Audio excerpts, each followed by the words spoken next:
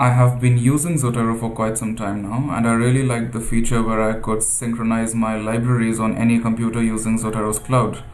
But Zotero's cloud has only limited space, I think only 5 GBs or something, and you have to pay for any additional space you want. I of course did not want to do that, and I already had 1 terabyte space on my Microsoft OneDrive.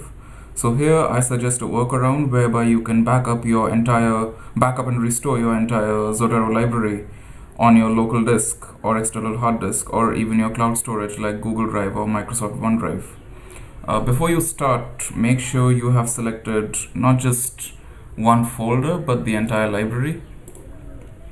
And then go to File, go to Export Library, select Zotero RDF, and make sure that the Export Files option is checked as well.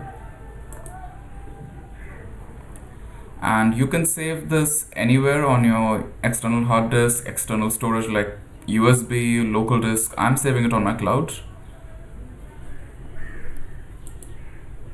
This is going to take some time depending on how big your library is. In my case, it doesn't really take more than 15 minutes. Once this is done and you install Zotero on a new computer, you can just go to File, Import, and go to Next.